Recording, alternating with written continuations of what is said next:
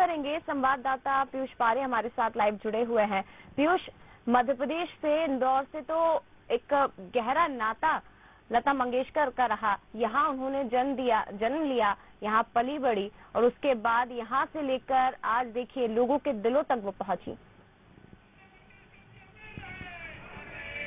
देखिए जया, आज बरबस ही वह गीत याद आ रहा है कि नाम गुम जाएगा, चेहरा ये बदल जाएगा, मेरी आवाज ही पहचान है, गर याद रहे। लता दीदी, जिनका जन्म इंदौर में ही हुआ, और इंदौर के सिख मोहल्ले में इस वक्त बंसल न्यूज की टीम पहुंची है। और मेरे ठीक पीछे जो क्लॉथ सेंटर आप देख रही हैं, कपड़े की दुकान, वो 1929 में एक मकान हुआ करता था और यही लता दीदी का जन्म हुआ था। लता मंगेशकर के पिता दीनानाथ मंगेशकर इंदौर में एक नाट्य कंपनी संचालित करते थे और वहीं पर घर में गीत संगीत बजता था और उसी के साथ में यहाँ पर लता दीदी की मौसीकी के जो अगर बात करें तो उनके संगीत का सफर शुरू हुआ। और लता दीदी का जैसे ही यहाँ पर निधन की सूचना मिली है, उसके बाद में आप देख सकते हैं तस्वीरों में सामने मेरे कि लता दीदी के जो प्रशंसक है, इंदौर के तमाम जो लोग हैं, वो आज इस घर के बाहर मौजूद हैं और लता दीदी को श्रद्धांजलि अर्पित कर रहे हैं। आंखें नम हैं। जिस सिख मोहल्ले में लता दीदी का बचपन गुजरा, वहां पर आज लोग पहुंचे हैं और नम आंखों से आज उन्हें श्रद्धांजलि भी दी जा रही है। ये तमाम प्रशंसक है जो लंबे समय से प्रार्थना कर रहे थे, दुआएं कर रहे थे कि स्वर कोकिला लता मंगेशकर जल्द स्वस्थ हो, लेकिन जो कहा जाता है कि होनी को कुछ और ही यहाँ पर जो है वो जिस तरीके से यहाँ पर हम लोग बात करें तो लता दीदी की आज जब सुबह निधन की खबर आई तो उसके बाद में तमाम लोग यहाँ पर नम आंखों से उन्हें श्रद्धांजलि दे रहे हैं। बात करने की कोशिश भी करेंगे लता दीदी के निधन के बाद में किस तरीके से आप श्रद्धांजलि दे रहे हैं। इंदौर की वो आवाज जो देश और दुनिया की एक पहचान बनी और आज वो कहीं न कहीं थम सी गई है। देखिए, ये इंदौर के लिए नहीं, ये पूरे देश के लिए आज ऐसा पल है जिसमें पूरा देश दुखी है। लता जी एक ऐसी शख्सियत थी कि एक उनके लिए किंवदंती है कि पाकिस्तान ने कहा था कि अगर आपको कश्मीर चाहिए तो लता जी को दे दीजिए। तो आज ऐसी शख्सियत हमारे बीच में नहीं है और आज ये उनका जन्म स्थान है और इंदौर के लिए आज बहुत ही भावुक पल है। एक एक इंदौर वासी आज भावुक है, उनकी आंखों में आंसू है क्योंकि लता जी ने जो करा, जो संगीत जगत के लिए करा, जो उनके गाने हैं वो जीवन पर्यंत याद रहेंगे। चलिए, तो लता दीदी की आवाज जरूर आज थम गई है लेकिन उनके गीत हमेशा लोगों के जहन में जिंदा रहेंगे। अब अंदर में तस्वीरें जया दिखाना चाहूंगा। ये मेहता क्लॉथ सेंटर है और जिस तरीके से यहाँ पर जो मेहता साहब थे उन्होंने ये मकान खरीद लिया था और उसके बाद में यहाँ पर क्लॉथ सेंटर बनाया गया। और सबसे महत्वपूर्ण बात हम बता दें कि लता दीदी की यादों को यहाँ पर संजोया गया है। एक म्यूरल की तस्वीर मेरे कैमरामैन से मैं दरख्वास्त करूंगा कि उन्हें दिखाए दर्शकों को किस तरीके से ये म्यूरल है लता दीदी का 1929 का, ये लता दीदी का म्यूरल जो आप तस्वीरों में सीधे तौर पर देख सकते हैं। और जब जब लता दीदी का जन्मदिन आता है 28 सितंबर को लोग यहाँ पर पहुंचते हैं, इस म्यूरल को देखते हैं, लता दीदी को याद करते हैं। और आज जब लता दीदी का निधन हुआ है तो उन्हें यहाँ पर पुष्पांजलि भी अर्पित की गई है। और सबसे महत्वपूर्ण बात जो हम बता दें कि इस वक्त भी यहाँ पर लता दीदी के गीत ही गूंज रहे हैं। जब जब यहाँ पर लोग पहुंचते हैं, ग्राहक पहुंचते हैं, तो उन्हें लता दीदी के गीत यहाँ पर जो है साफ तौर पर सुनाई देते हैं। लक्ष्मीकांत पंडित जी हैं, साहित्यकार हैं, लेखक हैं। पंडित जी, किस तरीके से आज लता दीदी का निधन हुआ और इंदौर से जुड़ी हुई कोई महत्वपूर्ण याद जो आपके जहन में हो? पीयूष जी, मौका ऐसा नहीं कि मैं ज्यादा कुछ बोलूं क्योंकि मैं खुद सुबह से खबर से बड़ा दुखी हूं, लेकिन जीवन का रूल है, हम सब जानते हैं। लता जी इंदौर में जन्मी, ये हमारे इंदौर वासियों के घर का विषय है, पूरी दुनिया में उनका नाम हुआ और इंदौर को हमेशा वो याद करती थी। यहाँ का खाना पीना, यहाँ से इंदौर के जो लोग जाते थे उनको वो कहती थी कि आप क्या लाए मेरे लिए और मैं बहुत जल्दी आने वाली हूँ। पिछले हमने 28 सितंबर को जब उनसे फोन पे बात करने की कोशिश करी तब भी तो उनकी तबीयत नासाज थी। हमें बताया गया था कि जैसे ठीक हो गया हम आपको इंदौर से मुंबई बुलाएंगे, लेकिन अब ये दिन आ गया कि हमें उनको याद करना पड़ रहा है। कई गीत उनके आज जहन में घूम रहे हैं और जैसे कि आपने बताया है कि सुर की जो यात्रा, जो पहली धड़कन यहाँ धड़की थी, मुझे खुशी है कि मैं यहाँ आता रहता हूँ और उनकी यादों में हम यह कार्यक्रम करते रहते हैं। आज लेकिन पूरी दुनिया के लिए दुख का विषय, एक संगीत यात्रा जो इंदौर से शुरू हुई थी, जिसका पहला सुर इंदौर में किलकाले के रूप में जन्मा था, आज वो थम गई है। लेकिन वो लता है, चलती रहेगी, जगती रहेगी, जगाती रहेगी और हम उनकी आवाज के सहारे, जैसे कि आपने जिक्र करा था कि नाम गुम जाएगा, चेहरा बदल जाएगा, मेरी आवाज ही पहचान है, तो उनकी पहचान जो है भारत की पहचान है, विश्व की पहचान है, और संगीत प्रेमियों की तरफ से मैं उनको हार्दिक श्रद्धांजलि अर्पित करता हूँ। एक और किस्सा जो है वो, जब भी लता दीदी इंदौर को याद करती थी तो कहा जाता था कि यहाँ की चाट गली भी बहुत उनको याद आती थी और कहती थी कि जब इंदौर आऊंगी तो सिख मोहल्ले की चाट का स्वाद जरूर लेंगी। हाँ, यकीनन वो स्वाद की शौकीन थी, और मेरे एक परिचित हैं, उनके यहाँ से हर महीने तो नहीं, पर जब भी वो जाते थे यहाँ की नमकीन लेके जाते थे, यहाँ की चकली लेके जाते थे। और उनकी जो दादी थी वो लता जी की सहेली थी। छावनी में एक स्टूडियो हुआ करता था, वो परिवार वहाँ से था। और आज भी उनके पास में लता जी के उस जमाने का फोटो है, जब 1937-38 जब 10-12 साल की थी, इंदौर आती थी। तो एक आत्मीय लगाव उनका था। पीयूष, आप बने रहिएगा, मैं लौटूंगी आपके पास। मुख्यमंत्री शिवराज सिंह चौहान कुछ बोल रहे हैं, पहले सुनते हैं। परिवार का कभी कोई पूरा नहीं कर सकता। गीत संगीत की देवी मान के हमेशा आपकी पूजा करते रहेंगे। लता दीदी के चरणों में विनम्र प्रणाम। तो सीएम शिवराज सिंह चौहान याद कर रहे थे, अपने शब्दों में श्रद्धांजलि अर्पित की लता मंगेशकर को। एक बार फिर से इंदौर का रुख करेंगे, पीयूष हमारे साथ जुड़े हुए हैं। पीयूष जी जी जी जी देखिए, बिल्कुल जया, आज इंदौर वासियों की आंखें नम है और जिस तरीके से एक लगाव उनका रहा है, वही लगाव जो एक मातृभूमि के प्रति कहीं न कहीं हर व्यक्ति का रहता है, जन्मभूमि के प्रति रहता है। क्लॉथ सेंटर की हम तस्वीरें भी दिखाएंगे और कुछ यहाँ के जो मालिक हैं, संचालक हैं, उनसे बात करने की भी मैं कोशिश करूंगा कि आखिर किस तरीके से यहाँ पर लता दीदी की जो यादें हैं उन्हें संजो कर रखा गया है, सहेज कर रखा गया है। आगे हम आपको लोगों से रूबरू करवाएंगे। और सबसे महत्वपूर्ण बात, हमारे साथ में इस वक्त वरिष्ठ पत्रकार हर्षवर्धन प्रकाश जी हैं। हर्षवर्धन जी, किस तरीके से आप देख रहे हैं इंदौर की लता दीदी, आज वो आवाज थम सी गई है, कैसे आप आज अपनी भावना व्यक्त कर रहे हैं? देखिए, बहुत ही दुख का विषय है इंदौर के लिए, और मुझे लगता है कि देश की जो आवाज थी बहुत सुरीली, वो आज थम गई है और देश के इतिहास का एक बेसुरा दिन है। इस तरीके से छोड़ के जाएंगे लता जी, हमको विश्वास नहीं हो रहा है।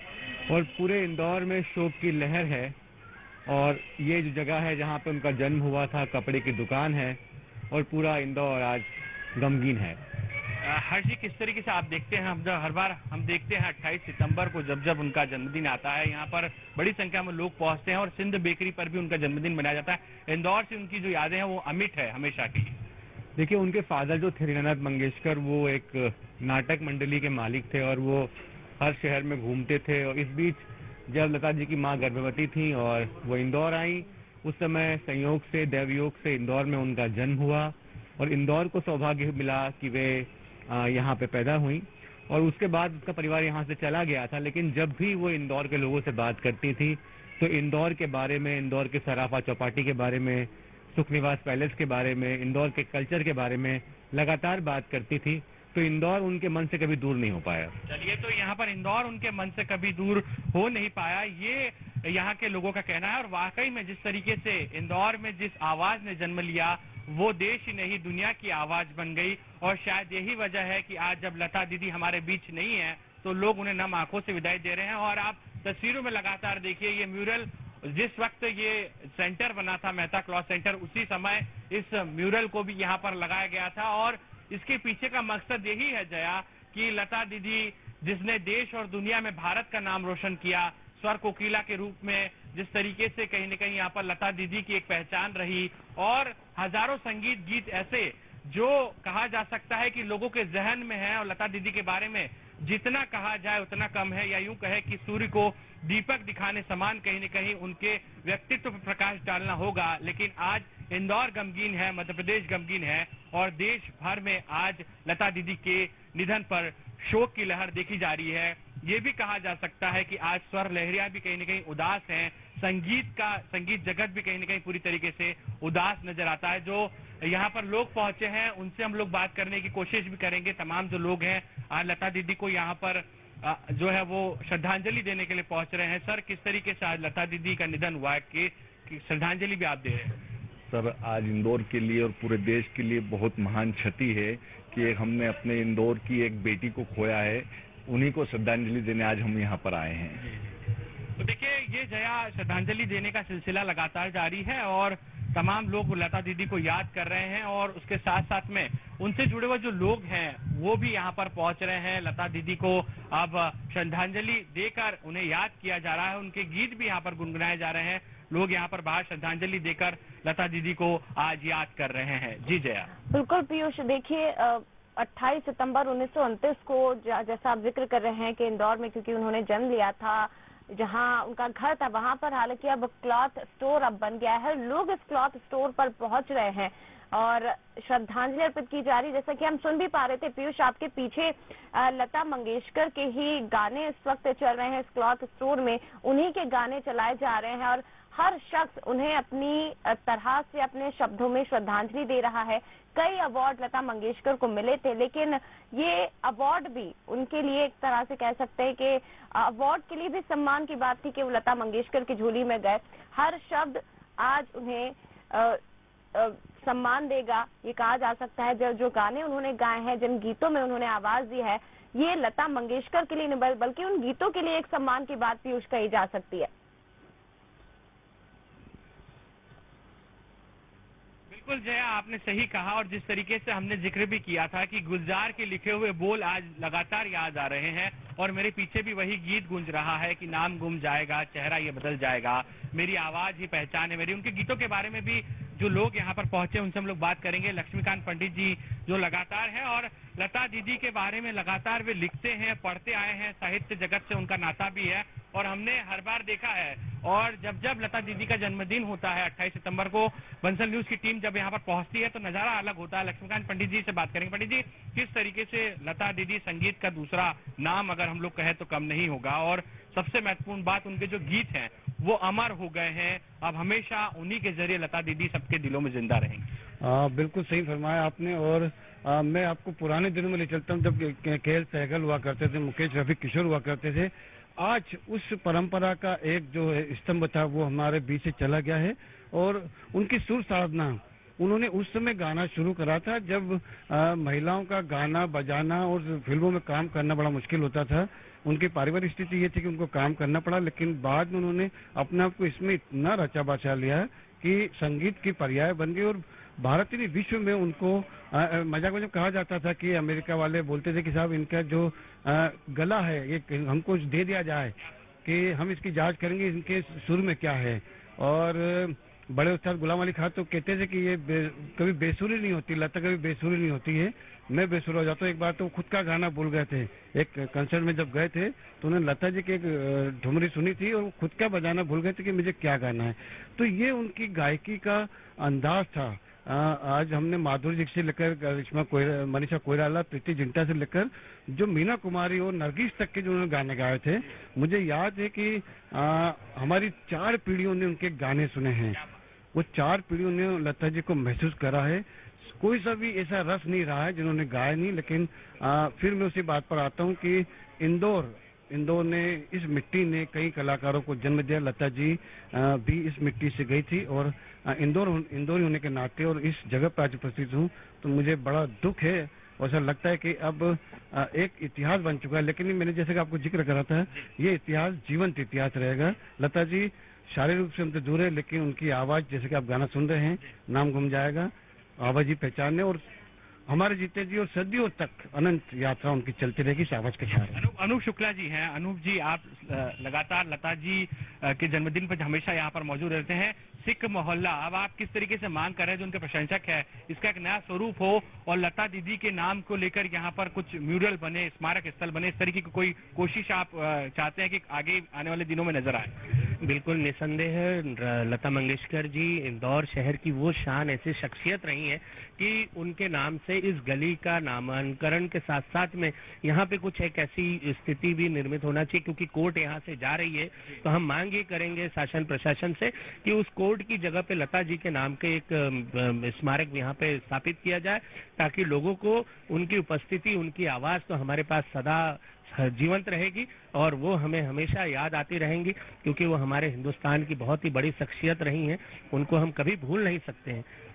लता दीदी को भूलना नामुमकिन सा है जया, और अब जो प्रशंसक है वो मांग कर रहे हैं, क्योंकि सिख मोहल्ले से ही लगा हुआ जिला कोर्ट है और जल्द ही वो नई बिल्डिंग में शिफ्ट भी हो जाएगा। ऐसे में अब प्रशंसक ये मांग कर रहे हैं कि उस स्थान पर सरकार यहाँ पर एक स्मारक स्थल बनाए, जिसमें लता दीदी से जुड़े हुए तमाम जो ऐसी चीजें हैं, ऐसी सामग्रियां हैं जो इंदौर के लोगों ने सहेज के संभाल कर रखी हुई है, उनका वहां पर प्रदर्शनी लगाई जाए, जिससे लता दीदी इंदौर के लिए ही नहीं पूरी देश और दुनिया के लिए हमेशा वे इसी तरीके से यहाँ पर याद की जाए, इस बात की कोशिश भी और प्रशंसक अब कहीं न कहीं यहाँ पर मांग करने लगे हैं। जी बिल्कुल, ये उनके चाहने वाले हैं पीयूष, उनके चाहने वालों की कमी नहीं। लेकिन आपको बता दें कि संघर्ष से महानता का ये मुकाम लता मंगेशकर ने हासिल किया।